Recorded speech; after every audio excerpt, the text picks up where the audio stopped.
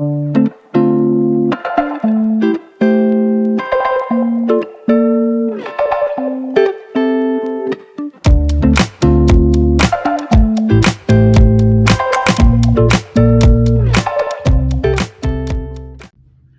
have talked previously about pivoting in my business, making the pivot because of the challenges of the pandemic, sourcing and changing some things in my business.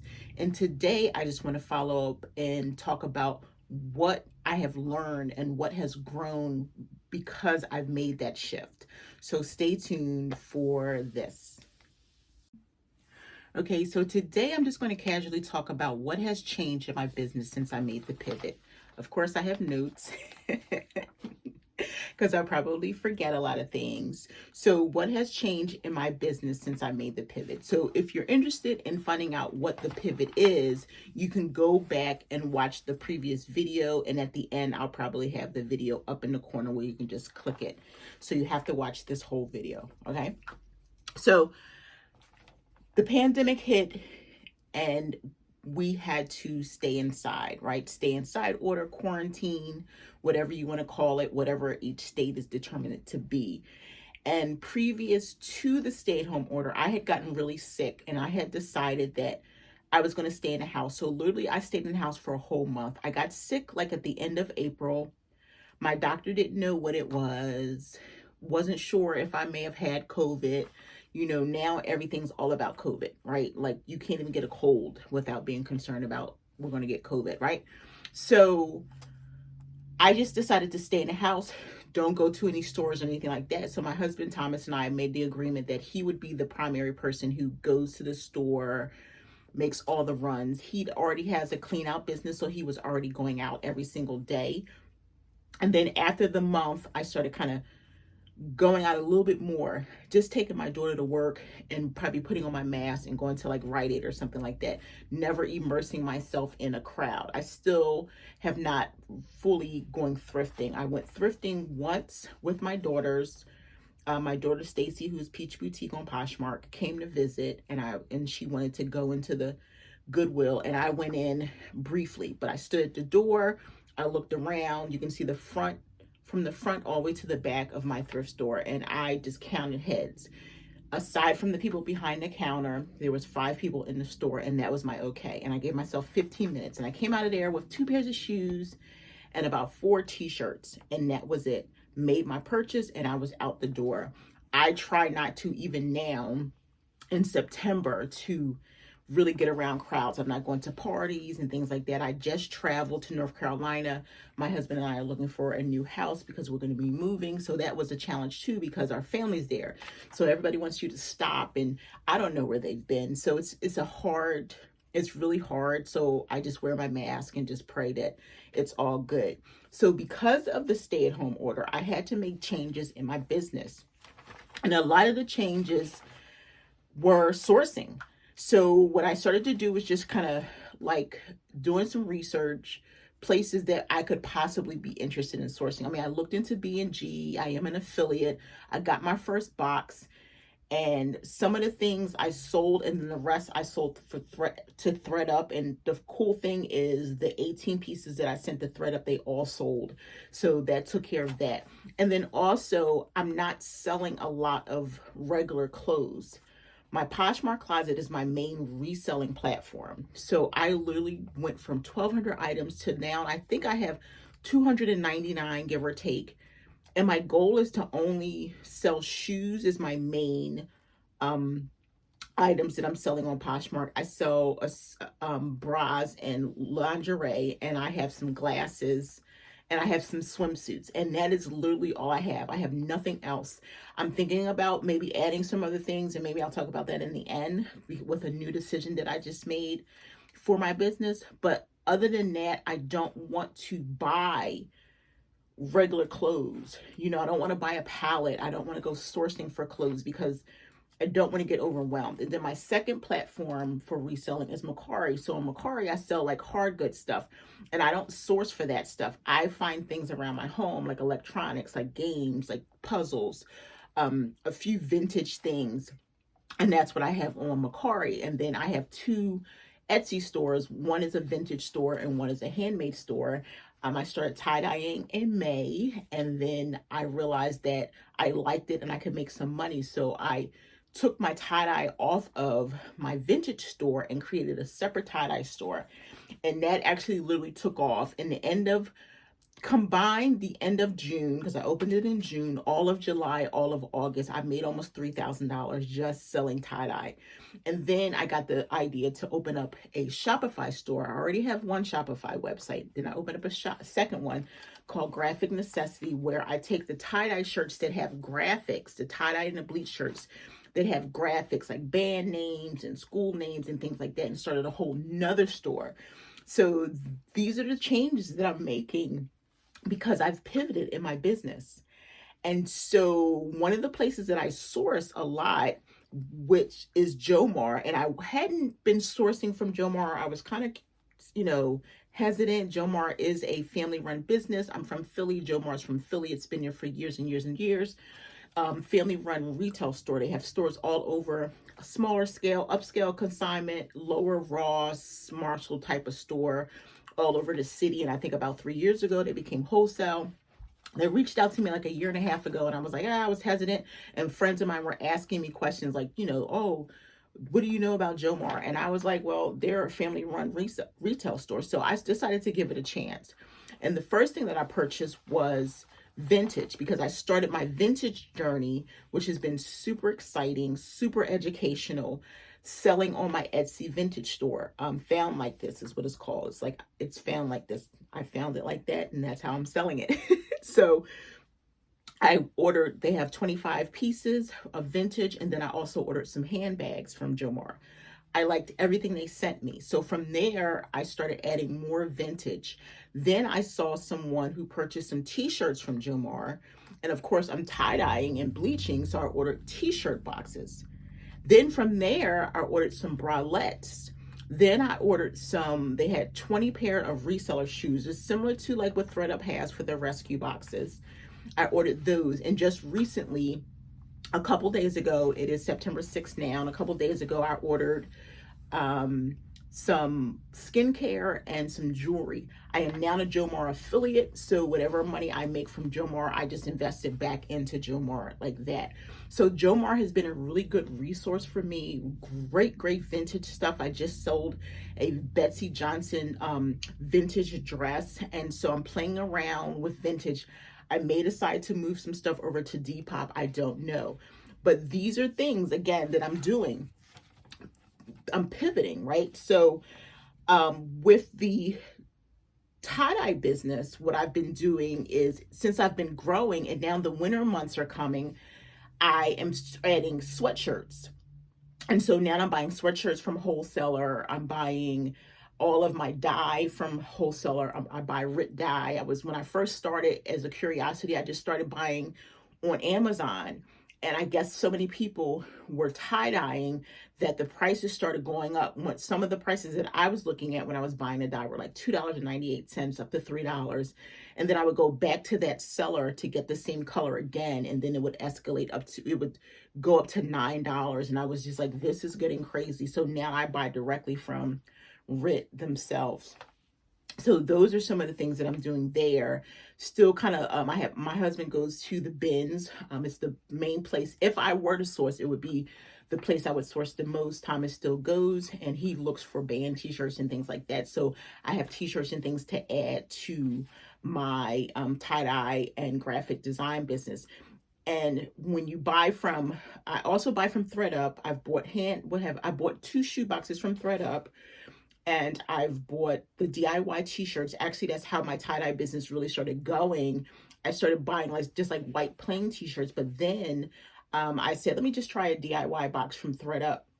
And they're pretty good. They're similar to Jomar in the sense that both the boxes are mystery. So whatever comes, and you just have to figure out from when they get there what you want to do with them. Plain shirts, you can always tie-dye or bleach. But now it's like you get a graphic that a school you never heard of or something like that. So you have to decide, look, am I going to keep it or am I going to redonate it somewhere? So those are some of the things that I've been doing in terms of sourcing and for my tie-dye business and for my vintage store and also for Poshmark.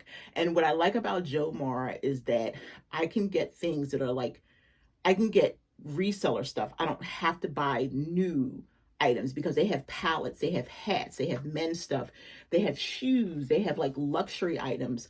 I don't need to do that. So I like going back and forth between Jomar and ThreadUp with what I would consider like their DIY, their rescue. And I'm always going to keep sourcing Jomar for their vintage. I'm hoping to visit them one day because they are in the neighborhood that I used to live in. It's like funny, the last neighborhood that I lived in Philly, Jomar is there now, and they've only been in that neighborhood for about 3 years, so it's been 8 years since I've lived there. So I would love to go. From what I understand, there is a retail store right next to the wholesale store, and I'm like, oh my gosh. So that would be awesome if I can get in there and be able to talk to the people and build some relationships. So the tie-dye store again has been really successful. The graphic necessity is getting there. The thing with when you have a website, you have to market and do everything yourself. So it's been really cool because I can add everything to Pinterest. Pinterest brings a lot of business. If you haven't been using Pinterest, I do have a video here that you can check out how to use Pinterest to grow your business. It's really great. Like if you're into numbers and you want to see where the traffic is coming from and how many people click your links and things like that, Pinterest is really good like that. It's not just a place to get DIY ideas. It's a place to really grow your business and get ideas for like everything. Let's see. So I took August off from creating videos. I did do 2 videos. I did like 2 unboxing videos, Jomar vintage bags and Jomar bralettes. And I did a question and answer segment 3 weeks ago. But other than that, I've totally stopped doing the podcast and doing YouTube lives and videos. And the reason that I did that is just to kind of refocus myself, to center myself a little bit more and figure out what was more important. It gets really tiring to do that scheduling and making sure you can get people. But I also wanted to, again, take another pivot, another turn in my business to make some different decisions in terms of people that I'm going to have on the podcast, people that I'm going to have on the YouTube live. I want to step outside of the reselling community, and that's what I'm about to do. For the podcast, I'm going to be creating Red Chair Chronicles or something like that. I sit in my red chair and I usually just tape right into my device. And so my tips and tricks or just things that I want to talk about are going to be called Leslie's Red Chair Chronicles, something like that. And then I'll have guests on, 2 different types of guest segments. One guest segment will be conversation with friends. I've already started that. So there's a few of my friends, Wendy, Lizette, Nikki, Nora, Rosalind, they've been on. But then I want to also delve back in a little bit more with resellers, people who I've yet to meet that I want to talk a little bit more to, especially with Posh Fest coming up. I want to start getting out there and talking with people. Hopefully, maybe I can connect with, once I find out who some of the speakers are going to be, connect with them and have them come on the podcast. So stay tuned for more information and more interviews and fun stuff happening with the podcast. And so with the YouTube live, I'm stepping out of the reselling community. I was recently on a person's podcast. Her name is Shailene Johnson. She is PIO, and I always forget the other major workout videos. And she's a motivational speaker, and she teaches people how to grow their business. And she asked me to come on her podcast, and I did. And from there, I sold like 100 ebooks. People have been contacting me to be on their podcast. People have been contacting me to connect with them. People have been contacting me who are not resellers, they're just starting to follow me and building connections. And as they follow me, I go into their bios to see like what they're doing. And a lot of things have jumped out to me. So I have some people coming on who are going to be talking about different things. So I don't want to give it away yet because I haven't solidified any dates. And so it's going to be really a lot of fun. And I want to bring some new eyes and some new ears and some new adventures and some new stories to a reseller's passion. Like everything that I'm passionate about, I want to bring that. And then so the next thing that I just started doing today, actually, again, September 6th, it's Sunday, I started outlining 2 courses. I'm going to be releasing some courses that have been on my mind. I was supposed to speak at a couple events this year, but because of the pandemic, they got canceled. And then some things are still virtual, but they took the main speakers instead of doing the breakouts that they intended. So that kind of pushed me to the back. And so that has given me time to really evaluate things that I want to do. So I'm outlining 2 courses, don't want to give those away.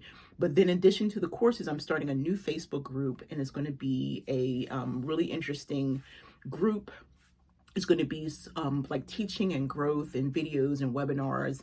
So stay tuned for that. I'm going to put all the links in the comments.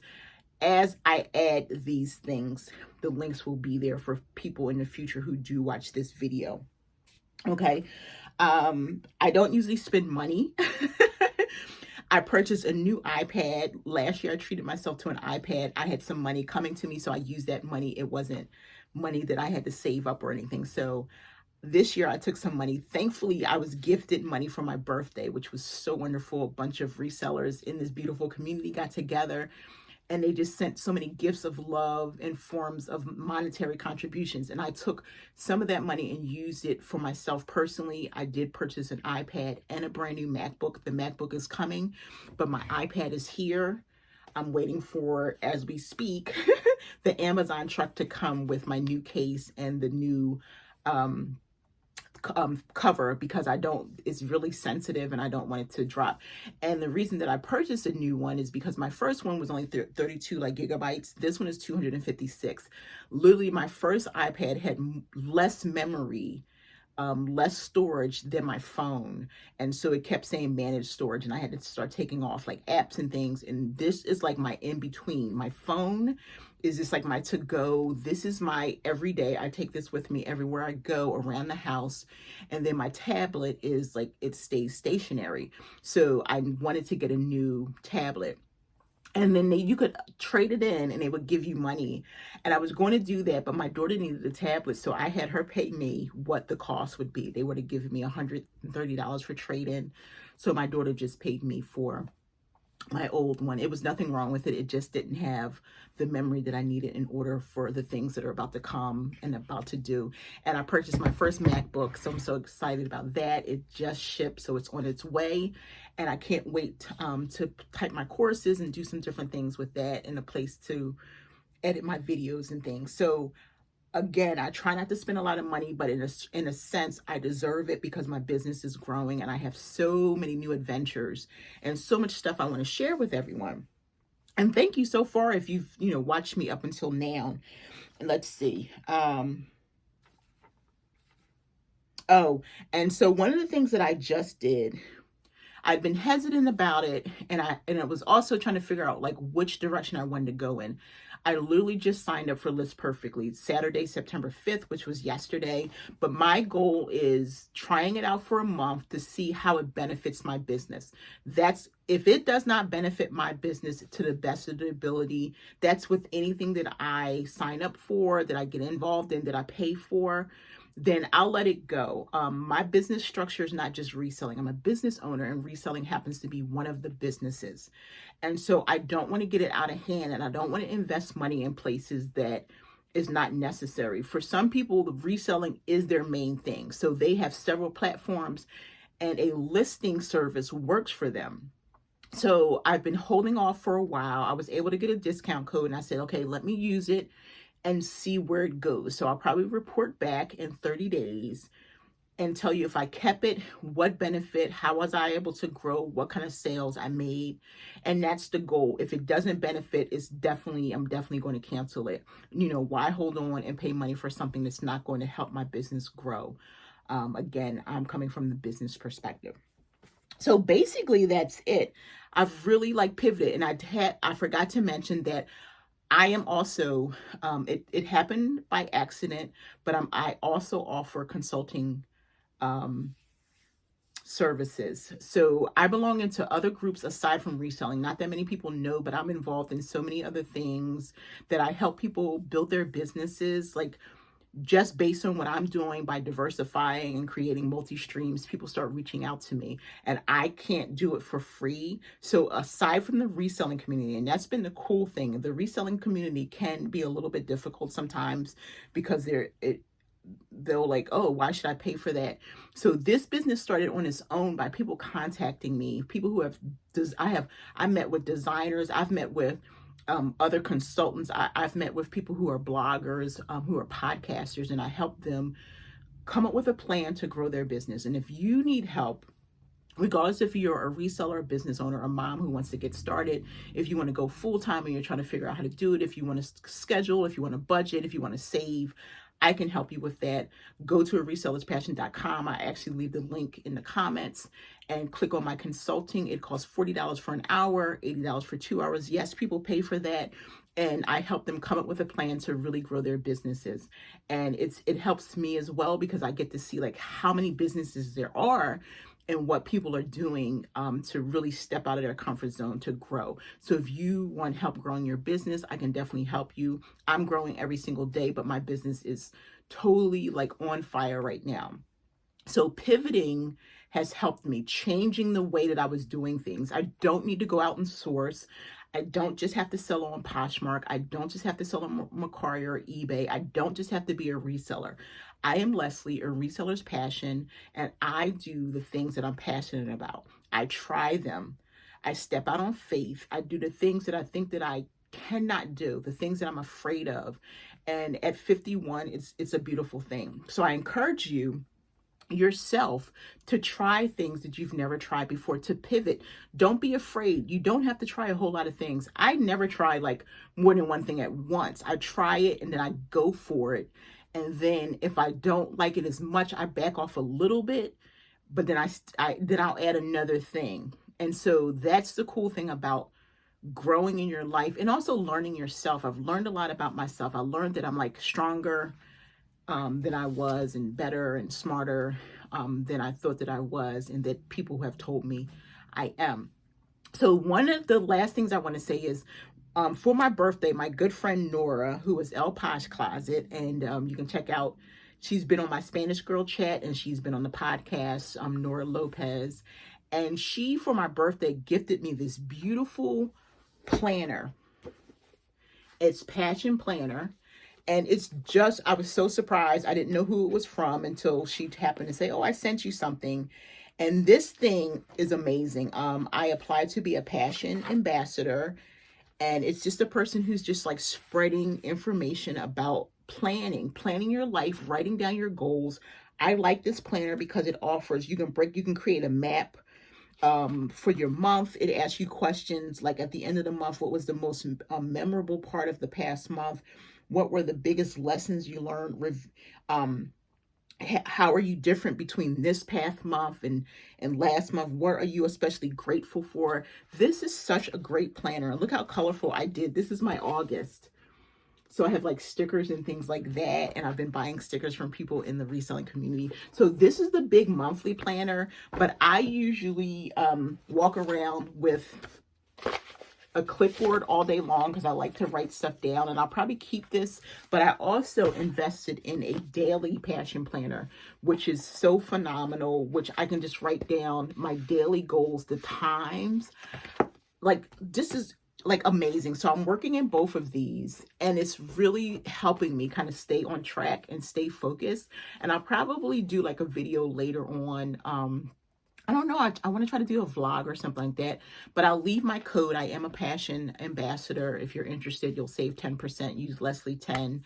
And it's really helped me a lot. I used to do journals and plan years ago, but now I do a little bit more now because I have this planner.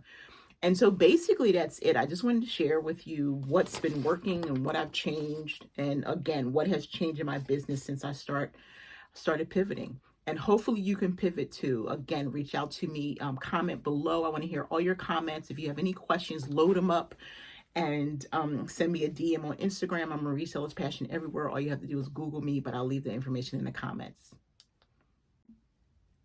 Thank you for watching. Please consider subscribing and leave me a thumbs up. And I might have a video up in the corner. I've been trying to get it to work, but sometimes it doesn't. But check out if I have a video up there, which will probably be the original video that I made about pivoting.